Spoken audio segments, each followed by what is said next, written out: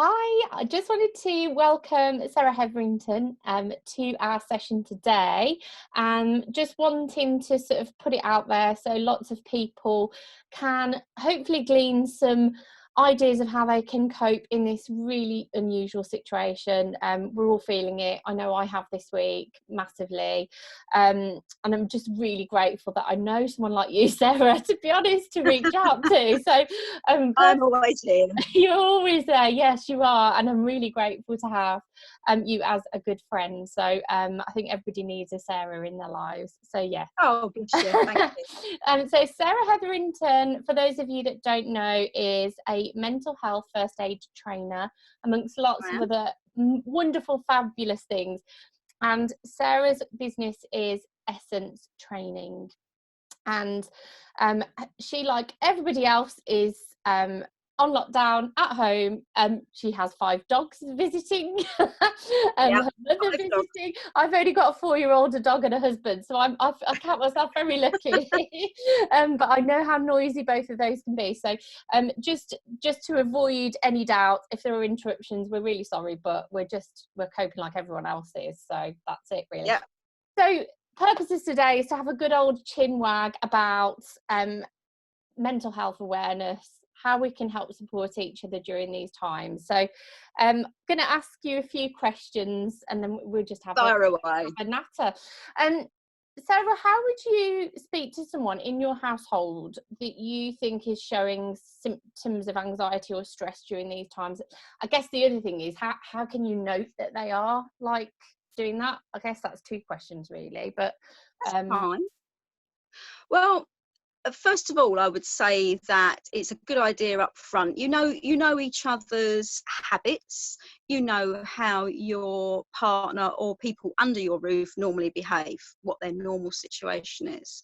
So it might not be too difficult to suddenly realise that somebody's acting out of sorts. So they might be quiet. They might fly off the handle and have you might have more arguments than usual, which I think we can all account for. Absolutely.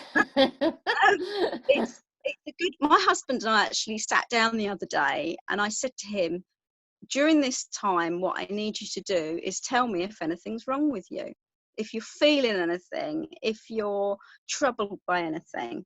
So we made this agreement that, because normally it'd be a case of, I'm not going to bother him with that. I'm not going to tell her that now. I'll tell her that another time. But because we are in this melting pot, if you will, together. And I've got my mum here as well. My mum and 5 dogs, a husband and a grown-up son. Is absolutely. Oh my goodness, grown-up son too. Oh my goodness me. So we've made a pact that if any of us feel down, we have to be honest with each other and just say, look, I'm not feeling it today. I just want to go and do something on my own. It's about being honest, and it's about understanding that other people need some space, especially when you're living in close proximity to each other. The difficulty is that sometimes if someone comes at you with a question they want an answer to and you're not actually feeling, I've had that like the last couple of days where, you know, bless him, my husband's trying to have a conversation with me. I'm the only adult in the house and I'm a bit like, hang on a minute. Go away, I don't know all the answers to that. No. I know. We've had this agreement going now. We have a pact, and it's about honesty. It's about extending that patience a little bit further than you might normally. And just realising that even when you're in a lockdown situation, you need to give the other people space. Now, I think we need to pay some attention to the fact that there are people who live in flats and quite small flats or apartments. Exactly. It's not as easy. It's not as easy to get out. Well, no, it's not because you haven't physically got a garden, have you? Some people haven't even got like a balcony. So I mean, they haven't got space. No. It's going to be a very difficult circumstance. So what I was thinking might be an idea for some people is if they set up a quiet zone, just a single zone in their house, which can only be occupied by one person at a time. If it's a bedroom, if it's a space in a hall, it has to be out of the way of the main living area if they need to get away, just to go and decompress for a little while. you know, you can't sit in there all day, but you can take some time out and just go and be on your own. I'm I tell making you notes. one thing. I'm making notes. I'm making notes. Well, I'll give you an example. We were sat having, we had some crisps the other night whilst we were watching the film, and I must have looked at Steve a bit too sharp because he was crinkling the packet. And it wouldn't, seriously, it wouldn't normally bother me. And I looked round at him and I said, "Are you enjoying that?" But I was aware that all of a sudden my patience had got just a little bit smaller than it normally would have done. So he tipped the crisp out on the packet, looked at me and said, "I'm not risking that." So, but it is just a case of people's habits are going to become more magnified. I was going to say more magnified, Very much so. So you need to be honest with each other. You need to have a think about how your behaviours, which you probably wouldn't normally think about, are going to impact on others. So I create agree. some space. I mean, honesty is the best policy anyway, but actually we need to exercise like this. I'm not the most patient of people. My son had all my patience. So he's the only person that I am more patient with. But people are going to have to, you know, we're living in uncertain times, difficult times, and times that we're probably hopefully never going to have to live through again. Fingers crossed. We're just, you know, we're winging it a little bit. So actually this is great because we can have a bit of a function around it, an understanding around it. So it's really important. Definitely. So the next question was, can you give advice on how you would handle your own mental health during this time? You have to be aware then that mental health isn't just about bad mental health or poor mental health. Your mental health is with you all the time. It's also good mental health. So it's a good idea to ensure that you've got something there. You need to know your triggers and your levels in your circumstances, which is always helpful. If you know what's going to set you off in terms of you're going to have a dip in your mental health, try and avoid it. If you can feel that, you know, just be mindful. It's an overused word, I know, but be mindful of what your triggers are and just have a think around what you can do to raise your spirits in those circumstances, or remove yourself from a situation that may not be in your best interests. But it is about being aware. Make sure you take time out for yourself. You know, 10 minutes a day can be all it takes to just sit down, read a book, draw, get in touch with somebody you haven't spoken to for a long time. It's magnificent in order to helps me, what helps me, I don't do it as often as I'd like, but meditation first thing in the morning. And what always makes me happy is being in my garden, planting, baking. I would say reading, but it doesn't happen often. And running is something I absolutely adore, but I haven't been able to do for 2 weeks. So I have an inkling that's possibly why I've been a bit more frayed the last couple of days, because it's a long period of time where I usually go 2 or 3 times a week. So you're not burning off your energy. No, so I am going to, when my husband's finished work today, I am going to lap the garden. I am, because I have to do something. You know, I'm just going to have to do something. It's a big enough garden. It'll be all right. So you'll be fine. And even if it was just a small circle, you could run around. Exercise is really important, and so is your nutrition at this time. It's really important to keep good nutrition going. In order to keep your metabolism fired up. For those people that don't usually eat breakfast, I would definitely suggest now's a good time to have, even if it's just something small, little bit, grazing, exactly, little bit, because otherwise you're going to be raiding those cupboards. And we tend to raid for things like bourbon biscuits or that's the things that you probably shouldn't. That's the thing. We will be speaking to Louise Seddon, who is a nutritionist, next week as well, so hopefully she can share some diet or something to help us through. So that's all good. Do you have any simple exercises that you could share with us for mental sort of health, well-being? For mental health, of course. Just a very quick one. There's a quick one from the mental health first aid training course. If you'd like to draw a triangle on a piece of paper, and write inside what it is that you have in your life, what's going on in your life at the moment, and how you can deal with it. If you draw a little tap on the edge near the bottom of the triangle, it's an inverted triangle. I am doing this while we're talking, you know that, don't you? Excellent, excellent. Draw a little tap on the bottom of that triangle. Yes. Yeah, and then that's your tap that lets out all your stresses. So if you see how much, I don't know if you can up the other way, the other way. Oh, the tap's got to go up there. No, you need your triangle up the other way. This is interesting. Oh, okay, right. An inverted triangle.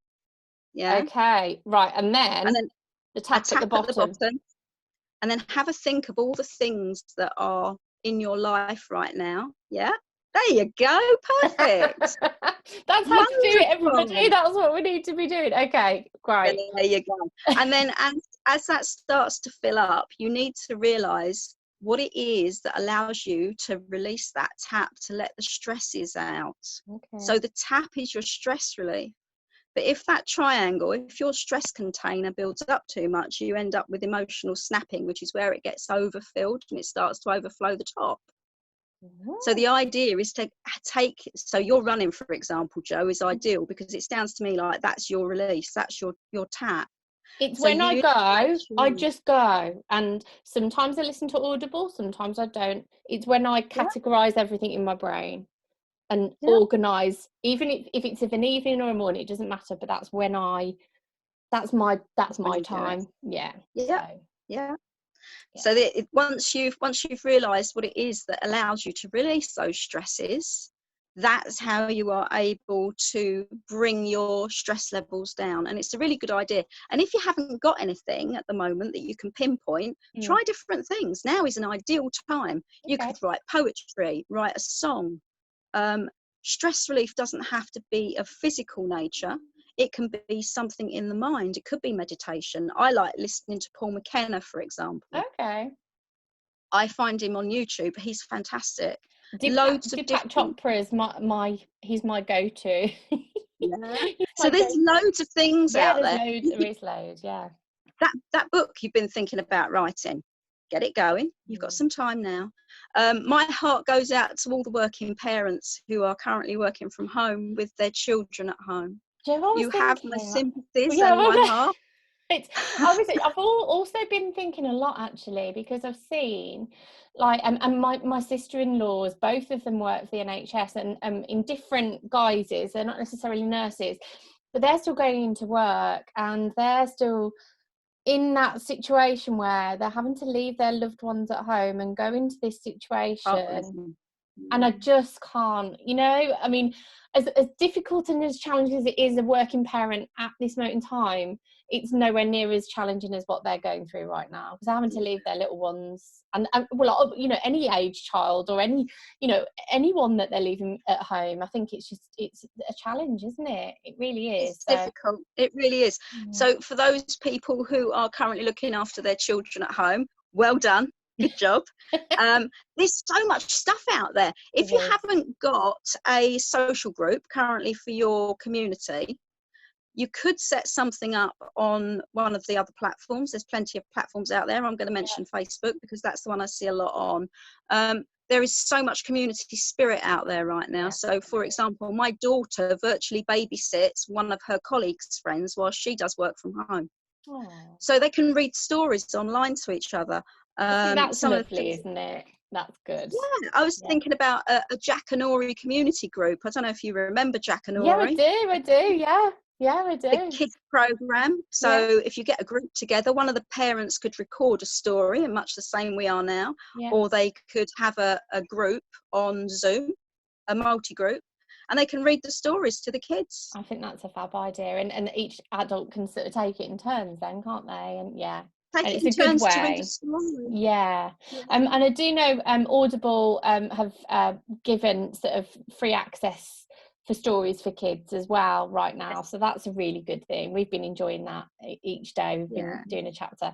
And so can you tell me a little bit more about what mental health first aid is? Right, well, the course itself through Mental Health First Aid England is one that is there to help people on the front line in workplaces to assist with people at times of crisis. So it's well known that we get tears in the office, or people are suffering from stress, or even they go into themselves and their behaviour changes. So mental health first aid is about identifying somebody who may be in crisis or having difficulties in a particular time, and how we approach them and how we can offer them help in that instance. Okay. It isn't there as a counsellor aspect, it is really there as a first line. As an initial support mechanism to very much so. recognise what it is and then look at a process. Yeah, makes sense. Definitely. It's there in the same way as a physical first aider would be. So if somebody needed help at that point where they were hurt, and you'd go to assist them, it's exactly the same for mental health first aid. You're there in that first instance. It's a really good feeling to be able to help somebody. It really is, to be able to be there when somebody needs you most, or somebody most to talk to. You don't even have to speak to them, and the whole art of it is listening. It is a lost art, to be able to listen actively, to try and understand and help somebody, signpost them in the right direction, and just give them that support that they need when they feel that there really is nowhere to turn to. It is great, and I've been on the receiving end of it, and I've also offered it, so I can see from both perspectives how that works. And it is a real, I say it, and I don't say it lightly, it is a lifesaver. Well, it's such a value though, isn't it? Because like you say, if you cut yourself, you'd go to your first aider, but if you're not feeling, people do close up. So it's so important to have this in the workplace, so that people can see the signs and do help that person. It's important. Something I'd like to address to all the mental health first aiders who are currently out there. Just remember, guys, if you are listening to people at the moment, just remember that you need someone to speak to as well. So you're taking on and absorbing a lot of distress or a lot of anger maybe from other people. So you're actually absorbing some of that, but you also need to have the capacity to speak to somebody else so that you can offload that. Offload that. Absolutely. So if anybody's out there who would like to talk to somebody, sometimes it's easy to talk to a stranger. Sometimes they've got colleagues in their pods that they can speak to. Please get in touch. I'm more than happy to help somebody as a first aider, or if somebody just wants somebody to chat to. I've actually set up a community group here in my little village in Cambridgeshire, which is lovely, and I've got people calling me or saying, oh, I'm feeling stressed, can you help? Absolutely. Oh, you're such a it's a time to help each other. And it's so nice to see that community spirit. It is. That's the one thing that's really helped me this week, is so many people reaching out, and I think that's the thing, isn't it? There is a distinct presence of community all, around the world, really, isn't there? It's not just the UK, it's around the world. But it's nice to witness it. It does make you feel proud, doesn't it? I think it does. It really does. So for anyone that wants to know more about how mental health first aid can slot into their working situations, to be honest, if anybody's businesses require that support right now, and I would hazard a guess many do actually, we will be sharing obviously your contact details, and I'm guessing it is something you may be able to help support and provide training online. Would you be able to do that? At present we're looking at a way of doing this. It has to be effective. Failing that at the moment, we're looking at doing some one-to-ones so that I can help people out individually if necessary. It's quite a difficult course. You can't do the 2-day online course because there are group activities that need to be done there, but we can certainly look at how to assist people in the initial situation. Absolutely. Okay. So we're looking at rolling something out in the near future. Brilliant. That sounds fabulous. Well, thank you so much for your time. I found it really valuable. Made lots of notes. My notepad is full. as always. And but yes, please, anyone who wants, you know, some support, some ideas how they could put this in place in their workplace, please do reach out to Sarah. She's fantastic. I've known her for, Thank you. I think it's almost 2 years now, isn't it? I know. Where did that go? I don't know, flew past. Whee! But yeah, I wish you well, and we'll be chatting, I know, on and offline. So take care, and thanks so much again. Really appreciate it. You are very welcome. See you soon. Bye. Bye bye. Bye. Bye.